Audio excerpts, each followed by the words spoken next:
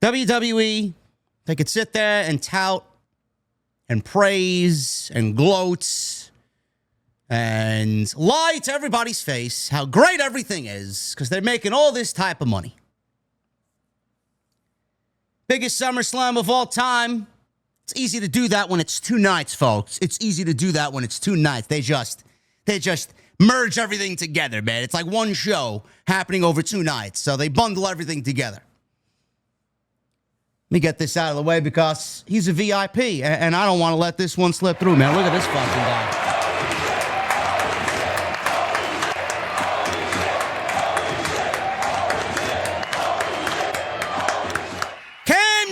With a $100 super chat.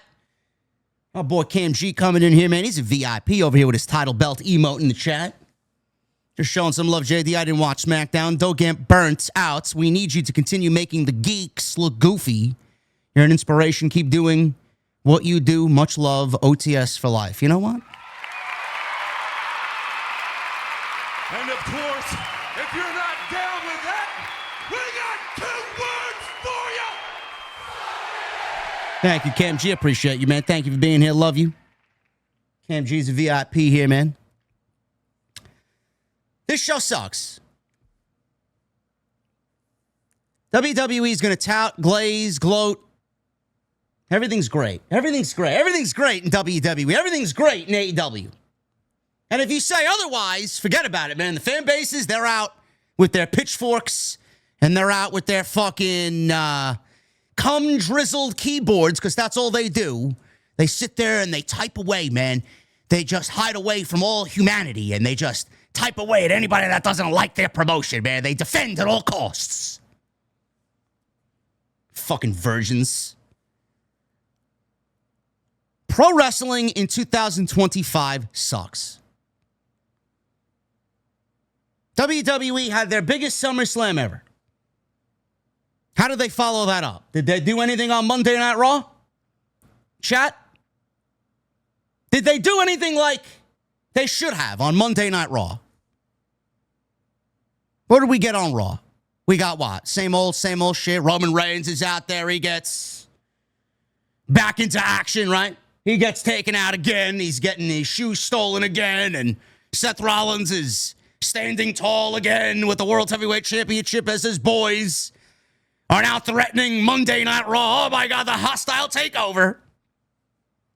CM Punk wants LA Knight. LA Knight wants CM Punk for ruining his title match. Bro, a fucking third grader can write this shit. A fucking third grader can write the shit that you're watching on television. I thought we would get some sort of explanation. Fuck me for thinking that we might get an explanation, right? You guys remember 2 years ago, Cody and Brock teamed up on Raw. It was against Roman and Solo, right? You guys remember that, right? You guys remember that? Before the bell rings, Lesnar lays out Cody with an F5. F5 beats him up. Monday Night Raw goes off the air in shocking fashion. It's the Monday night after WrestleMania, right? Shocking fashion. Nobody knew why. For weeks, I came on here and I said, gee, I wonder what the explanation's going to be. That seemingly came out of nowhere. 1 week turned into 2 weeks. 2 weeks turned into 4 weeks. 4 weeks turned into 8 weeks. Before you know it, we're down 4 months. And we still don't have a fucking explanation.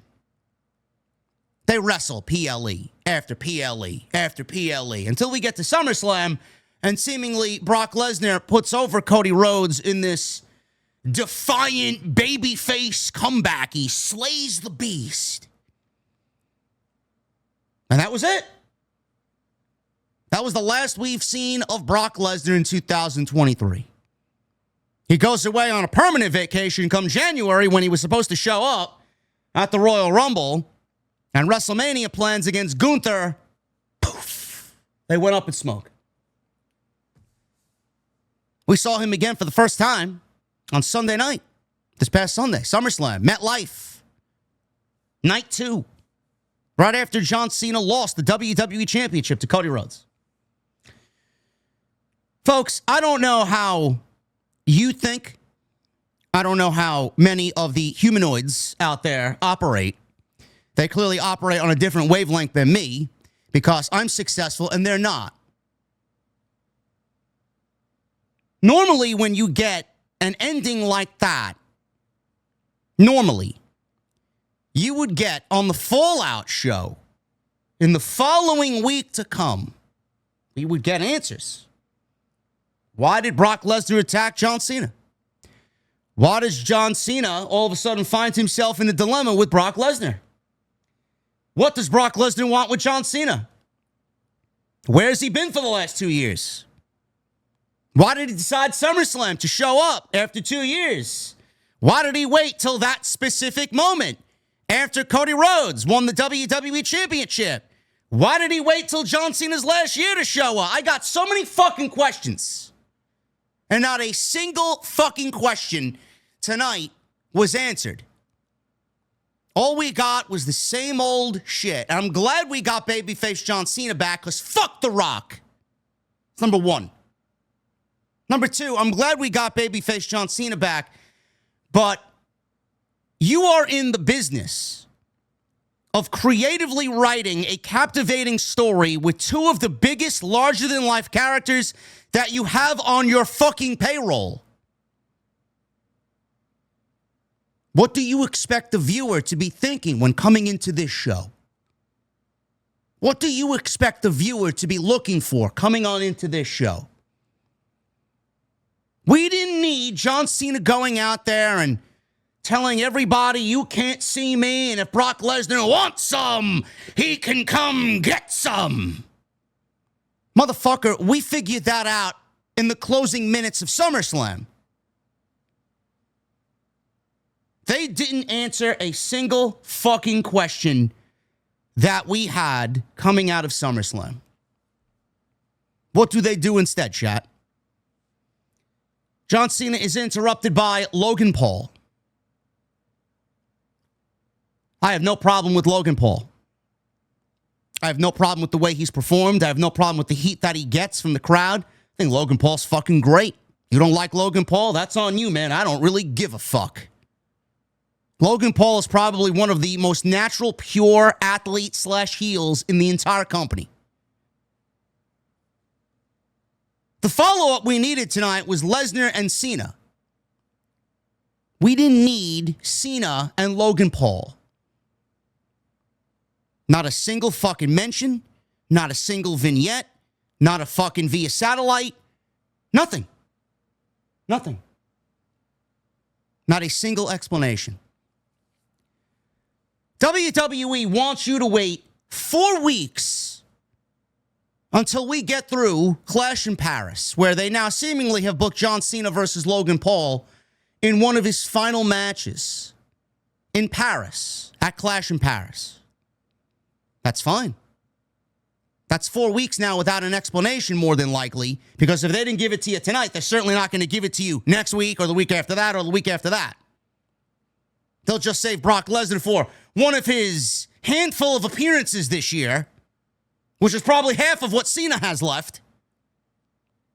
Be paid multi-millions of dollars to do nothing, show up when he needs to show up, work whoever he has to work, and then go home.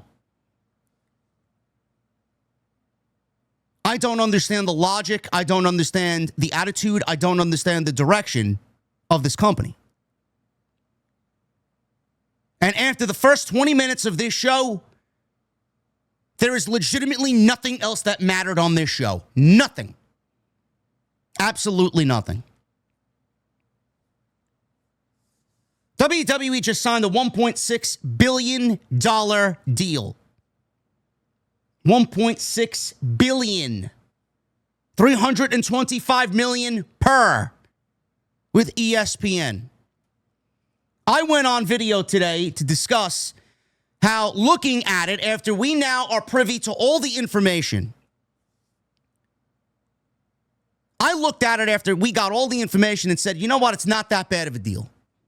It's not. Not everybody has cable or satellite. I understand that. But more than likely, if you are consuming the WWE product, you have Peacock. That is $16.99 out the window now. You're not going to subscribe to Peacock because WWE is not going to be on there anymore. The only WWE-related thing that's going to be on there right now is SmackDown replays from the USA Network. And by God, they are not worth $16.99 to consume SmackDown replays. You can go watch SmackDown replays anywhere. You don't need Peacock. More than likely, you have Peacock. $16.99. More than likely, you have Disney Plus. That's another $16.99. So the $16.99 from Peacock is going away. Nobody's going to subscribe to Peacock. There's nothing on Peacock that you want to see. Nothing. Disney Plus is $16.99. Hulu is $18.99. Now, that does not include live TV. Live TV is $89.99. So if you bundle these two things together, I feel like it's worth it when you bundle them with ESPN because then you're going to get WWE, NFL Network, NFL Red Zone, and everything that comes along with ESPN if you are a very sports-centric individual. Plus, the $29.99 with all that you get is not that bad of a deal when you're getting two other streaming services on top of ESPN and WWE. Looking at it head on, it's not that bad. Because you're going to cancel your Peacock subscription for $16.99, $17.99, whatever it is, and you are going to move over to ESPN if you so choose. WWE is asking a hell of a lot. Yes, I did my research. Hulu is $18.99. Yes. WWE is asking a hell of a lot from its fan base to shell out money to move from Peacock to ESPN DTC, this direct-to-consumer network. WWE is asking a lot of their fan base. And the one thing that I vehemently said, not only on social media the day the news broke, but I said today on my video that I uploaded, WWE is going to really need to buckle down and make sure the quality of these shows is worth the price that you're asking for, the extra upcharge in price that you are asking for fans and subscribers to move over from Peacock to ESPN because it is a jump. It is a jump. How could you look at this show tonight and say that it is worth the price to support the WWE product? In fact, I look at tonight as a slap in the fucking face. Legitimately, nothing on this show resonated. Nothing on this show was interesting. And nothing on this show was worth it for me or for anybody else to say, you know what? I need to get ESPN DTC to support WWE. I can't miss a single show. WWE is so fucking lost on what they want to do and what they need to be. The weekly television shows, I don't know what happened to the weekly television shows. Same thing with AEW. They are as lifeless of a 2 hours that I have ever seen in years. I don't know what happened. I don't. You're going to have your people on social media claiming that JD is an AEW shill. JD's a WWE shill. What type of shill am I, man? I just want good fucking television. I want captivating television. I want interesting television. I want television that fucking matters. Nothing on this show fucking matters. WWE feels like they can trot out the big stars. This show had John Cena. This show had Cody Rhodes. This show had Logan Paul. They're in the main event. We gave them John Cena wrestling in the main event for 4 minutes. That is worth the price of admission to get into the building tonight. That is worth you shelling out an extra $12 to $13 to subscribe to ESPN Plus coming over from Peacock.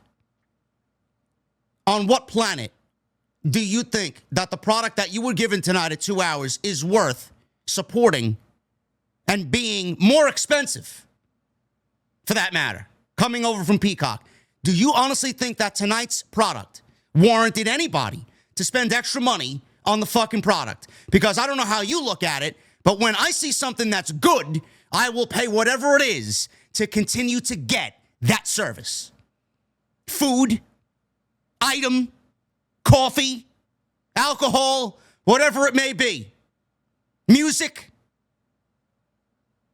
I don't understand how you look at this and say WWE's in a good place. They're in a good place for the people that are running the fucking company. The suits and ties, the fucking nameless suits and ties, the fucking soulless suits and ties. That's good for them.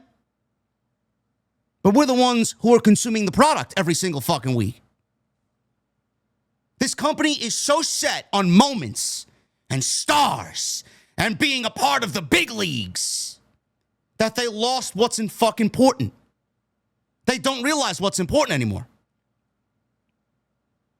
The old WWE's gone. It's gone. They want to live in the moment. They want to deliver the big moments without any follow-up, without any payoff, without anything. Because we are getting the big stars. This is where the stars play. They think that's all that is needed. They think that's enough for you to shell out your money. No, it's not. It's not. The average person, I'm not even talking about myself. The average person is not going to want to invest in WWE if the product is this fucking bad, if the product is this lifeless, and if the product is this boring. They're just not going to. How could you look at the fan base and say they're going to pay because everybody wants to see WWE? No, they don't. No, they don't. I don't know who wants to watch what you gave us tonight. And the fucked up thing is, I said this countless fucking times, and I don't expect him to do anything because he's nothing more than a fucking idiot. He wears glasses. He thinks he's smart. He sounds smart, right? He thinks he sounds smart. He looks like and sounds like a fucking idiot. Tony Khan has an opportunity to shove it in WWE's face and do what needs to be done for the pro wrestling fan. And he's not going to capitalize. He's not. He's going to sit there and he's going to book his $400,000 10-man fucking tag team matches that go nowhere. And he's going to sit and think he's doing a great job while WWE continues to steamroll him in the mainstream media, making AEW look smaller and smaller and smaller every single fucking week. He has an opportunity to elicit real change. He has an opportunity to be for the pro wrestling fan. And he's done absolutely nothing but piss and waste away his fucking show and its roster to the point where it's absolutely fucking unwatchable. And he's got every opportunity now to capitalize on how weak WWE is and how fucking unfan-friendly WWE is. And he won't do it. He won't do it. How do I know? Just look at his previous record. He's not going to fucking do it. He don't care. He thinks he's got a better product than WWE now already. And they have their own fucking problems. Probably more problems than WWE does.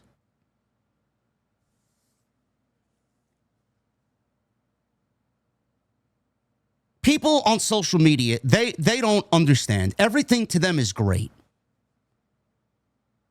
You can't argue with these people. You can't reason with these people. They are a very specific breed. They are fucking stupid. They don't get it. They don't want to hear outward criticism. They don't want to hear anything in defiance of what they love. If you speak out against the thing that they enjoy, they would piss on your fucking grave. That's how fucking mentally ill these people are. WWE television means nothing. AEW television means nothing. It's 2 hours of nothing. 2 hours of nothing. What happened on tonight's show, folks? Please. What happened? What happened on tonight's show? John Cena starts the show off. Brock Lesnar, if you want some, come get some. That's what you're paying for. That's what you're paying for. We got one of the best talkers in the history of the sport, and that's all that he could muster up. What else do we got tonight, chat? We got a tag team match with the MFTs versus the Motor City Machine Guns. I said on Sunday, and I'll repeat, If I never have to see another MFT segment again, I would be a happy guy. If I didn't have to see another MFT segment again on this fucking show on Friday night, the show would be infinitely better off for it. The group is dead. The entire group is fucking lifeless. It means nothing. They're hanging on to whatever sort of relevancy that they seem to have. Meanwhile, they don't understand that the bloodline died when Roman lost the championship. That was it. The bloodline died after Roman lost the championship, and this group shouldn't even be talked about as a serious threat when Roman beat Solo on January 6th for the Ulafala. I don't know what we're doing. I don't know. Tala Tonga and JC Mateo. They beat the Motor City Machine Guns, and now they're eyeing the tag team titles. Who thinks that's exciting? The Wyatts versus the MFT. Wake me when it's over. After that, Solo gets on the microphone and starts bragging about how he's the United States champion and that he's got no competition. Out walks Nick Aldis, and he trots out Sami Zayn because, fuck do I know? Sami Zayn from Montreal on SmackDown. We got to give him an appearance on Friday night. Do you understand how you are absolutely insulting your fans' intelligence by taking yet another superstar from Monday Night Raw and having them appear on Friday Night SmackDown? You want me to sit here and just willingly accept these things. Meanwhile, they'll get upset when I and everybody else starts asking questions. WWE don't care. The fan base doesn't care. When WWE don't care, the fan base is not going to ask questions. And when the fan base doesn't give a fuck, then they look at people like me to attack because I'm sitting here with a fucking question that's as logical as anything that you could possibly ask. Why is he on the show when he is a Raw superstar? Oh, but JD, he's from Montreal, man. Motherfucker, you're having your intelligence insulted as they just disregard their brand split. You know the brand split that has one roster on one show and another roster on the other show? Where each show has its own titles and their own fucking show? Everything seems to be fucking split, but the fucking roster. Titles are split. Commentary team is split. When are you gonna start treating your fans with some sort of intelligence, bro? And then at the end of it all, Sami Zayn beats Solo Sikoa for what? I don't know. Solo Sikoa loses clean to Sami Zayn in a non-title match. That's what you find to be a follow-up following SummerSlam? Where was Jacob Fatu? Where was Jacob Fatu tonight? Not one single mention of Jacob Fatu in this entire show. He hasn't been seen since he lost since he lost the steel cage match at SummerSlam. Where the fuck did he go? The last time that I saw Jacob Fatu, he's jumping off the fucking steel cage on top of the MFTs, and he walked out of the fucking cage. Where is he? You mean to tell me he's got no problem losing that steel cage match where it was 5-on-2?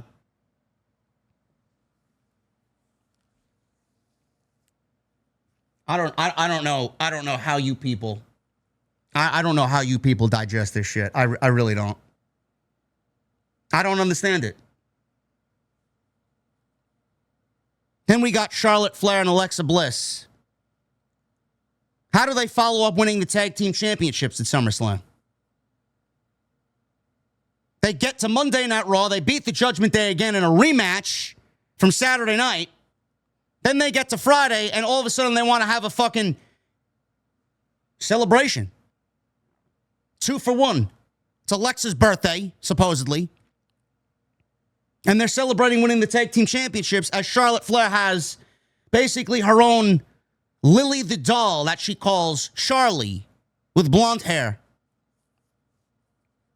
And then we get subjected to Charlotte Flair versus Chelsea Green tonight because, again, Chelsea Green is Canadian.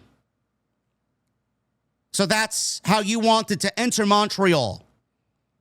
This is how you want to enter Montreal, right? One of the hottest crowds that WWE's had for the last couple of years in Montreal. We were in Montreal last year for the Elimination Chamber. We were in Montreal for, again, the Elimination Chamber. Toronto. What happened? This is how you conduct business? Yeah, let's get this match because Chelsea Green is Canadian. Nobody wants to see the Secret Hervis wrestle for the tag team championships. And isn't Chelsea Green... I mean, I don't even know where Chelsea Green goes anymore. Is she SmackDown? Is she Raw? Is she NXT? She's on all three fucking shows. Which show is she a part of? Is she feuding with Stephanie Vaquer? Is she feuding with Nikki Bella? Is she feuding with Charlotte Flair? Is she feuding with Alexa Bliss? Why is it all over the place? What show does she belong to? Why do you care, JD? Just enjoy it. No. No, I won't. The last 4 weeks, I've seen this woman compete on Raw. Is she a Raw superstar or is she back on SmackDown? I can't fucking tell.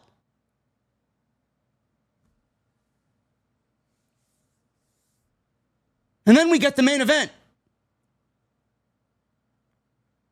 The fucking main event gets announced in the beginning of the show. We go into a commercial at 9:30. We come back, and the show is still not in the ring for its main event. We go from 9:30 to 9:40, and the bell finally rings at 9:50. Obviously, I complained on social media exactly word for word what I told you. How does anybody stand for this shit? How do they get away with this shit? You got one dumbass, you complain and moan about everything. Yes, because I'm watching a professional wrestling show and I want to see a professional wrestling match. John Cena's got 10 fucking appearances left and the match hasn't started yet. What the fuck would you like me to do? If I knew there was 20 minutes of fucking commercials, I would have did something in that time. We got an Aleister Black vignette. It went nowhere. Damian Priest is out. Who gives a fuck? R-Truth is back on television, and it seemingly looks like he's back to playing a goofy character.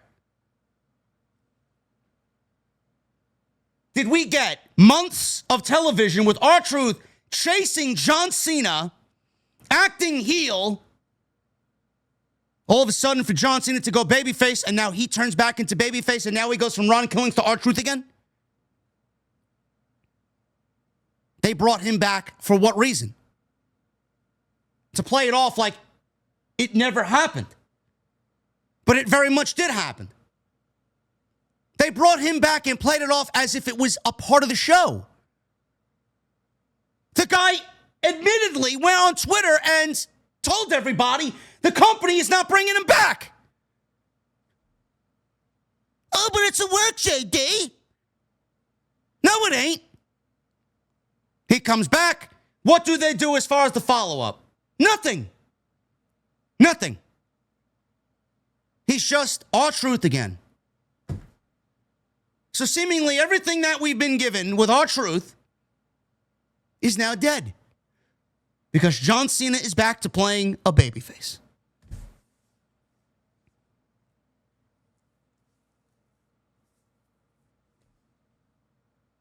This show was 2 hours of nothing.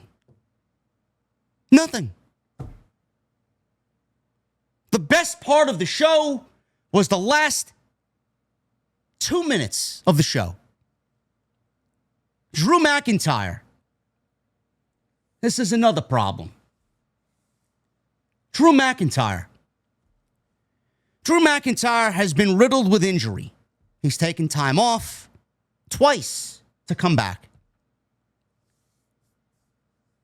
Drew McIntyre was embroiled in a feud with CM Punk, which probably ended up being, the feud of the year in all of pro wrestling, which resulted in one of the best matches, if not the best match of the year, with Drew McIntyre and CM Punk at Bad Blood inside Hell in a Cell. After that, WWE brought him back to television and seemingly looked to have McIntyre on a mission to take out the Bloodline. Chat, where did that go? Where did that go? He looked to target Jimmy, Jay, Sammy, and Roman. Everybody that teamed with CM Punk in War Games, he looked to eliminate. That went nowhere. It went nowhere and resulted in nothing. He then gets to the Royal Rumble, and there's a botch where he's eliminated. Rumors started that LA Knight was in hot water because of the botch in the Rumble, and it took away from McIntyre's elimination, which should have been bigger than it was. Rumors circulated on social media that McIntyre was upset that he had WrestleMania plans that were beneath him, which in this case, honestly, they were. Even though him and Damian Priest put on a decent showing at WrestleMania, it's still, after what McIntyre was doing, beneath him. He wrestled Damian Priest up until May. He loses a steel cage match at Saturday night's main event to then go away, only to then come back, team with Logan Paul against Randy Orton and Jelly Roll, and get a SummerSlam match in August. Logan Paul and Drew McIntyre win at SummerSlam. They beat Jelly Roll and Randy Orton. And now, going into Clash of Paris, WWE wants me to believe, I very much want to believe, because Drew McIntyre is one of the shining lights on this fucking show, no matter what brand he's on. He is one of the best things that they have on that fucking roster. Every single time the man delivers anything that he's in, he delivers. No questions about it. WWE wants me to believe that Drew McIntyre is in a serious title role for title contention after everything that I just explained to you. They want me to believe in Drew McIntyre in the fact that he could take down Cody Rhodes. And they want me to believe and accept and like the fact that Drew McIntyre, more than likely after tonight, is getting a WWE Championship match against Cody Rhodes at Clash in Paris.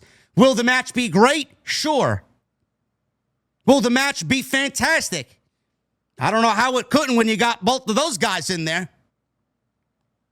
But it's basically the WWE formula.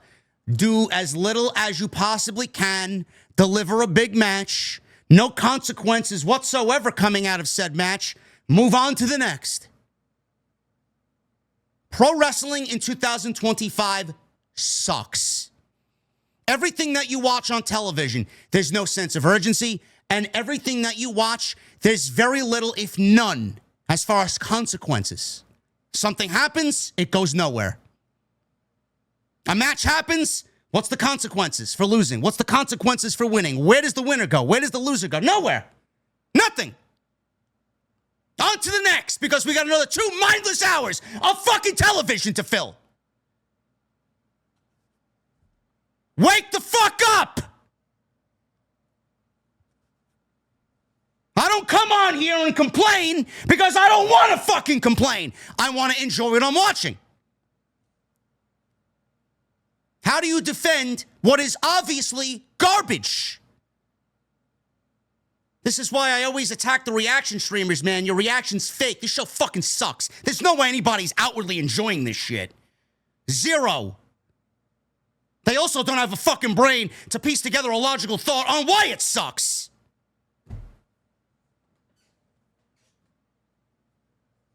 Everything's great. Ha! Solo! He's my MFT!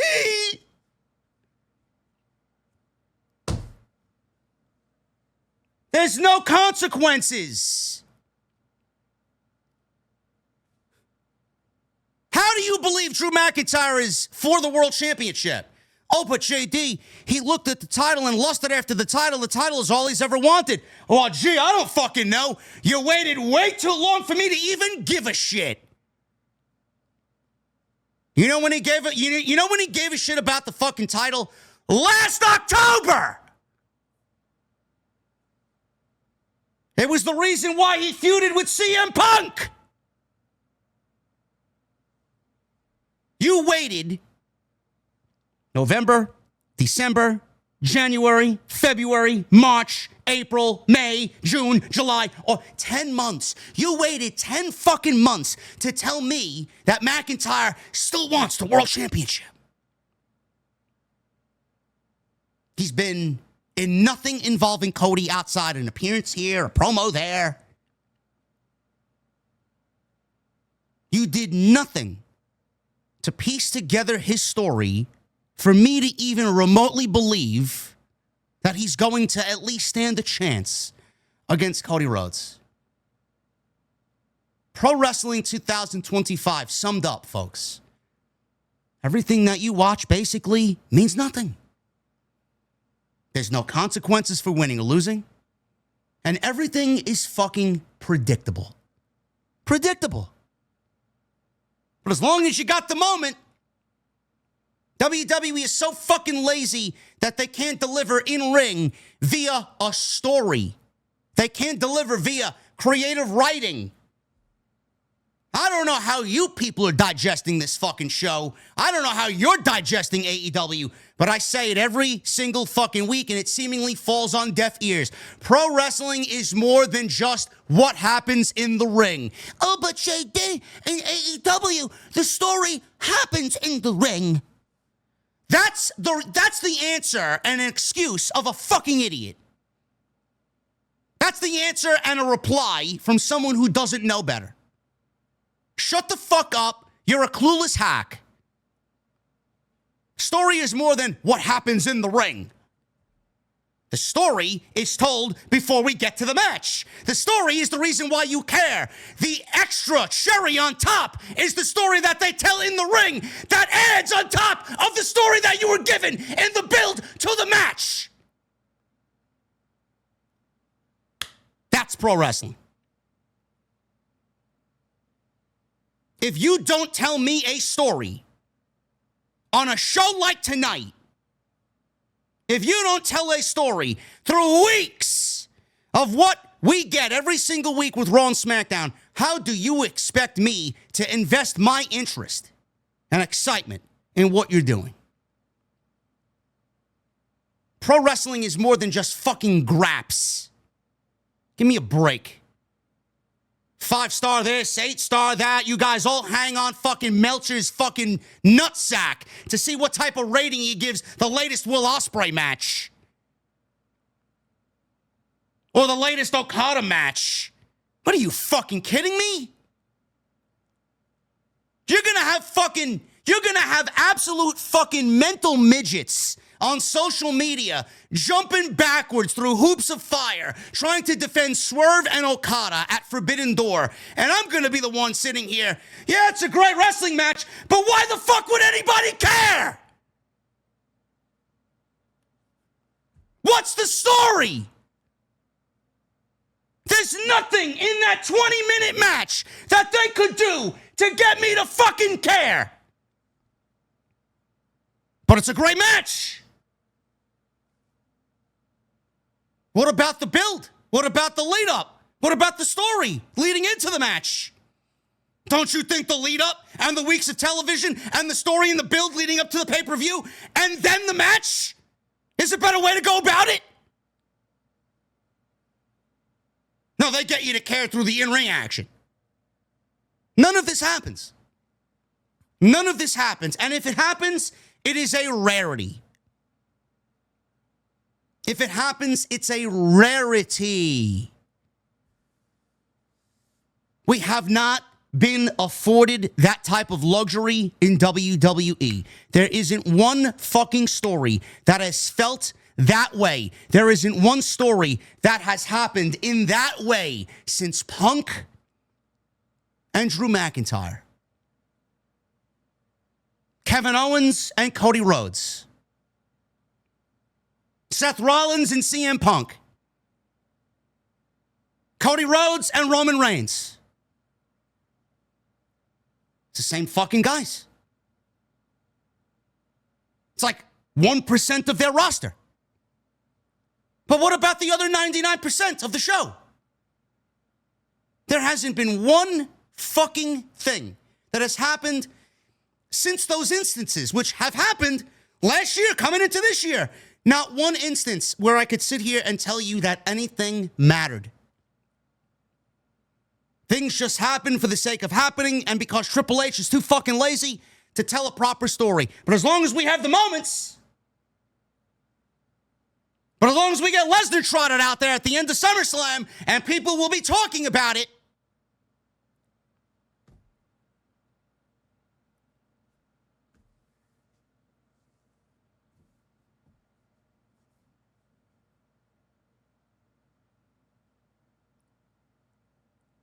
it is very frustrating as not even an analyst. I don't even consider myself an analyst. But I'm not some dope who started this fucking podcast venture yesterday. The equipment that I have sitting in front of me right now, man, I have fully invested myself into this profession. And I strive to be the very best. And I strive to give you the very best content that doesn't treat you like a fucking idiot. The things that I say, I mean. I wear my emotions on my sleeve, and I mean every single fucking word and every single thing I say on this show. If you enjoy this, God bless your soul. You are being taken for a fool, you are being robbed of your money, and you are being treated like you're a fucking complete idiot. Yeah, but sit there and dwell in your toxic positivity where everything's great and nothing sucks and the sun always shines every single fucking day. Let me tell you something, man. You know, we need rainy days to go along with the sunny days because without the rainy days, we don't appreciate the sunny days. The people that dwell and live in this community are so fucking blinded by what they like, they don't even realize what they're watching anymore. They don't understand true, natural, organic criticism. They look at me and they look at others who get mad. I raise my voice louder than somebody else. I work my ass off to get what I want. I spend my time investing my time into this shit. I pay good money not only to sit here, but to watch these fucking shows and PLEs and pay-per-views over on the other side every single fucking month. If you don't think I have a right to voice my opinion on what's good and fucking bad, I don't know what the fuck world you're living in, bro. I don't.